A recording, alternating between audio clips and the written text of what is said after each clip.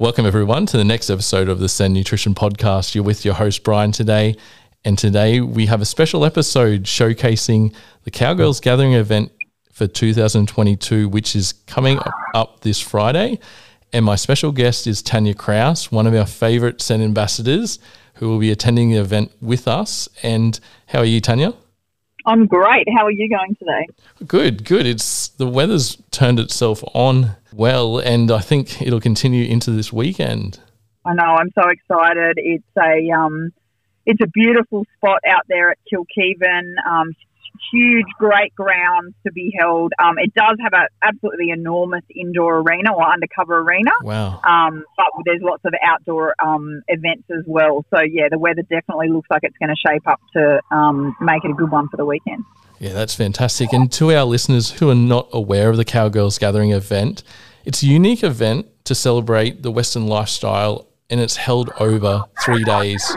And horsewomen will be competing for prizes in excess of $20,000. There's a range of clinics and competitions starting on the Friday in the camp draft and main arena. And Sen is really excited to be part of this year's edition.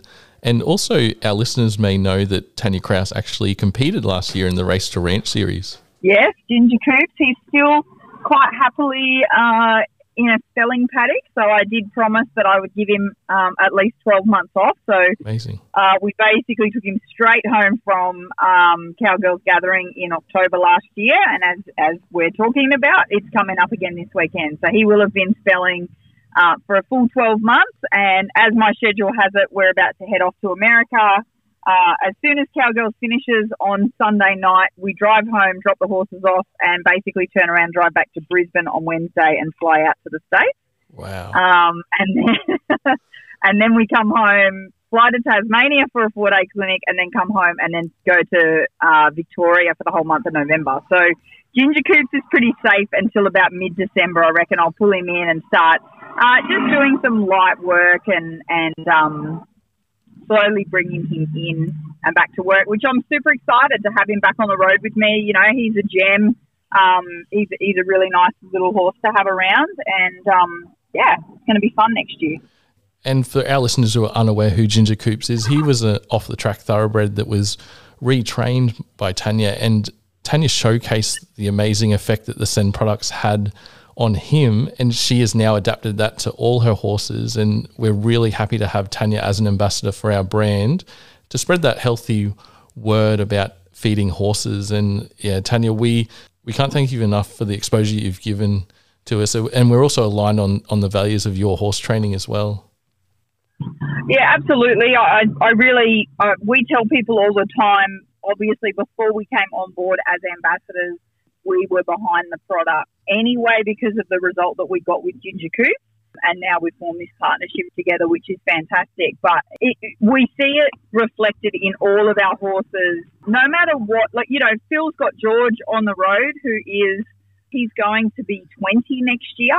Wow. He just competed over the weekend at the Australian Championships. He actually beat me for the Open champion, which I was a little bit disappointed in, but keeping it in the family seems okay. So he's 20. I've got Boogie on the road with me. She's 14. They both look amazing. That, you know, they've been on the road for some weeks now, you know, living in small yards and things like that.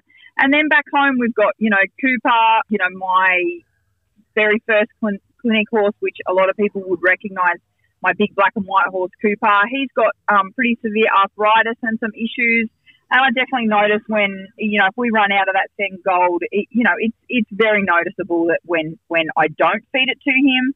So obviously keeps him quite comfortable. And then we've got a couple sort of younger horses coming on, and we feed it to them, you know, to make sure that they're getting the best nutrition for all of the workload that they go through. So, you know, as an all-round feed, we're just delighted with the support that it gives in many different ways to our entire team.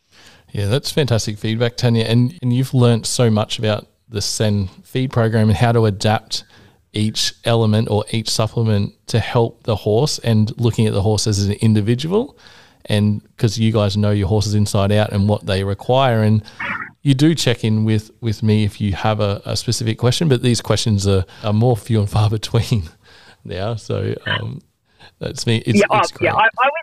I would say that I've learned a little bit, and then most of the time I just ring you when yeah, definitely. And that's what I say to people as well. Just, ring the team at San. They'll work it out for you to exactly meet your horse's needs.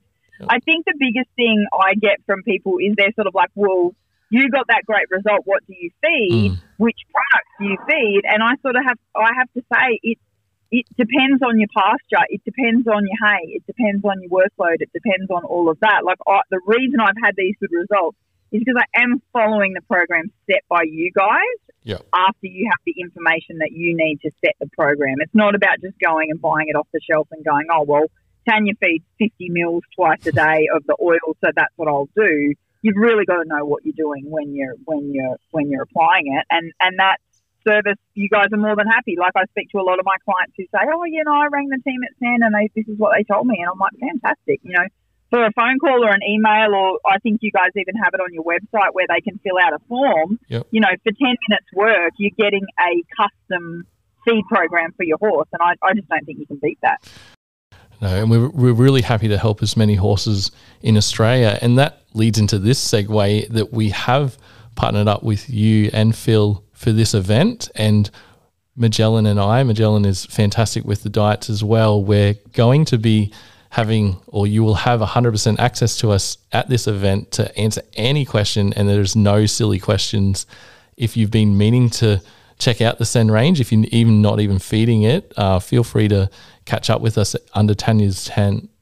Yeah, absolutely. I'm excited about that. I'm excited to have you guys there, and it's always great to be able to have a face-to-face conversation and really, sort of understand what the horse's needs are, and have you guys there as the experts of, the dosage and what the products do and which ones are going to be the best for the horses. I just think it's a match made in heaven, so I'm thrilled about it. Yeah, no, we're really excited to come up and meet everyone. And yeah, we know that face-to-face interaction, we can really deep dive and really get to the bottom of like any problems that someone may be having with their horse, or if you just want an opinion on the nutrient profile, we're really happy to provide some facts and some reasoning behind why we feed a particular way. So no, we're really excited, Tanja. And we touched on before this podcast about last year's event. It was amazing. Well, there was the challenges with the COVID. If you want to give a little bit of an overview of this year's event, how it's shaping up. Look, from what I understand, last year we were really lucky to get it through. I know the girls were sort of hanging in there by the skin of their teeth, whether they cancelled or whether they didn't, because obviously the border crossing was a bit of an issue, and lockdowns and all that stuff. And as it happened, a lot of the New South Wales people, both the vendors and the competitors, vendors and attendees, the New South Wales people couldn't come over the border. So I really feel like this event is, and last year's event was amazing. It's not like, oh, I hope this year's going to be better because last year wasn't any good. Last year was amazing, and if the same event happened again this year, we would all be thrilled to bits. But I think it is going to be a lot bigger, a lot better attended and things like that, because you've got all the New South Wales people able to come over the border. So I know they've got some amazing clinicians travelling in. They've got some really cool vendors coming in to do, they've even got classes in, jewellery making and dancing and painting and all of those sorts of things. So there really is something for everyone. Even if you're not bringing a horse, there's hands-on stuff to do. I don't know how many of those are still open. They've been taking bookings in the lead up to the event, so you'd have to go to the website, the Cowgirls Gathering website, to understand more of what's available in terms of classes. But even as a spectator that just walks in, comes in off the gate, there's a lot of fence sitting to be done. I think there's 3 or 4 arenas happening pretty much all day, every day. Yeah, wow. Sounds... Yeah, it's awesome. Yeah, it's one action-packed weekend, as you'd probably summarise, but I think what we find is we get invited to a lot of events, but when I talk to Sky and Amanda about this event, it really aligns with our values, and having you there, Tanja, as well, Tanja and Phil there, it's just that extra motivation to come and be a part of this. So Tanja, with your clinics and classes, can you describe to our listeners what you'll be doing? Yeah, absolutely. So we have, as you just said, Bryan, you and I, the SEN team and the Holistic Horsemanship Education team are together under the one tent, which will be in the vendors, the interactive vendors area. So we'll be at that booth. We'll be manning the booth for the whole time. There'll be someone there. So there'll be Bryan or myself or Beth or Phil or Magella, and there'll always be someone at the booth unless we're closed. And we're going to have some classes in the vendor arena. So we've got some classes between 1 and 2 on Friday. We're talking about laterals. Laterals fix everything, and self-carriage. It's not about hands. So Phil and I will be riding our horses during that demonstration and doing demos and talking about those two topics. And then at 10 o'clock in the morning on Friday, we're going to have a gear talk at our booth. So Phil does a really cool gear talk where we have a horse skull, and he has lots of different equipment like bridles and hackamores and things like that. And he does a talk about, how to fit them, how they work on your horse, how they activate, things like that. And then at 3 on the Friday, I'll be signing copies of my new book, which is called Lessons from Horses' Perspectives. And you guys will be there all day to answer nutrition questions. And are you guys going to have products there? Oh, yeah. Yeah, we'll have a full range with a bit of a really special thing put together for the event, so a special little discount. Oh, fantastic. Yeah. And then on Saturday, we're doing from 9 to 10. We're doing cowboy dressage and vaquero horsemanship, and again, that's with Phil and I on our horses in the vendor area, or in the vendor arena, I should say. And then 10:30 to 11, I'm going to do a book signing again.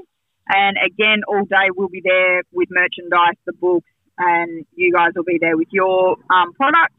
And then on Sunday, we're going to do the same thing. Around lunchtime, we're going to do a final book signing, and we'll be open all day with those, with the booth and the products. And Phil will be there pretty much all the time unless we're riding to answer questions about gear. We've got some interactive things planned for the booth as well. So, yeah. Yeah, that's fantastic, and we look forward to meeting as many people as possible that want to really learn further with all aspects of horsemanship and even horse feeding. And Tanja, I think we should plug your book. Oh yeah. So fire away. What gave you the inspiration? What's it all I have about? been I have always written for my whole life. Even when I had a completely different life in property management, I used to write a monthly newsletter. So I've always been passionate about writing and sharing, articles and knowledge and information. And those who follow my Facebook page would know that I pretty much write articles every few days on the Facebook page about a range of different topics. People will send me topics in, and I'll write about them. I'm also a contributor to the Horse Report magazine. I'm in there every month. Next month, I'm in Hoofbeats magazine. They've asked me to write an article about going Western. So a little bit of our journey taking that thoroughbred ginger coops across to Western performance events. So I've always been a writer. I've always done that, and I've always spoken about writing a book. And I've got 3 boxes at home where all the ideas for the book go in there, and articles will go in there, and every time I write something down, it goes in the box, and it's like that's nice. the book box. That's the book box. And I was actually away in Yamba, I think it was, for my birthday weekend, and we were just having a very rare weekend off. We'd cancelled an event because the weather was forecast to be terrible, which it didn't end up being terrible. It ended up being perfect, but never mind. It was so we went, righto, let's go for my birthday. We'll go away for the weekend. And we were actually talking about Cowgirls Gathering and the fact that we were going to be there. And I said, it'd be really cool. We don't have a lot of merchandise. We've got a few shirts, maybe some key rings or stubby coolers, things like that. And I said, it'd be really cool to have done the book by then. And Phil, Phil being Phil, this is pretty much his attitude to everything. He was like, well, why don't you do it? And I said, well, it's May. I don't know whether I can do it by October. That's and he was like, wow. Yeah, it was a really tight schedule. And I said, it's October, it's only 5 months away. And he said, you write all the time. Like, I don't see how you can't. And obviously I have a lot of articles that I've already written. So it was quite easy to take maybe a short article and then extend it out and turn it into an entire chapter. And so as soon as that was in my mind, I was like, right, that's my deadline. Cowgirls Gathering's my deadline. And then I wanted to bring it forward because the anniversary of my business is the 1st of August, Horse's birthday. So it's the 1st of August every year. And I focused on, right, I want to have this book out by the 1st of August. And we got it done. It happened. So it's the first one of 7 books. Wow. And this one, they're all called Lessons from Horses, but this one's called Perspective. It's a little bit about my journey of how I arrived at where I am and how I got into horsemanship from a more traditional English background and upbringing. It's a little bit of training tips and articles about, how to train or how to approach a horse. There's a lot in there about psychology and changing philosophies and sort of how I approach horses now and how that differs from how I've done it in the past. So it's really a little bit of a mix of, training, biography, and lots of real life stories. So, there might be a story about a particular thing that happened and I've written about it and that's in the book. So it's a really eclectic mix that I'm really proud of, and I'm getting some great feedback of. I'm getting messages, every couple of days. I'm getting people sending me messages saying, I've got your book and I couldn't put it down. I finished it overnight and that sort of thing. So it's been very well received. So I'm thrilled to be bringing it to Cowgirls Gathering. Yeah, that's fantastic. And it's nice to have a really good insight into the life of how you achieved of and where you've come from. And do we purchase it from the website, your website? It can be purchased on the website. Otherwise, it'll be on the booth. Oh, that's awesome. That's awesome. Well, I think, Tanja, we have 3 days and 18 hours to go until the event. Pretty cool.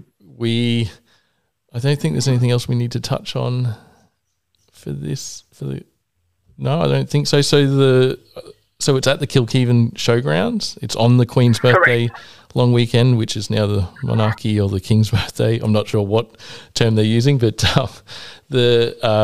kicking off on Friday pretty early on the 30th of September. Correct, yes. And we look forward to seeing everyone that's attending, and just check out the website cowgirlsgathering.com.au if you require any more information, tickets, and Phil, Tanja and I and Magellan will hope to see you guys there, and thanks everyone for their support. Awesome. Looking forward to it. Can't wait. All right. Thanks, Tanja. See you soon. See you. I think that was good.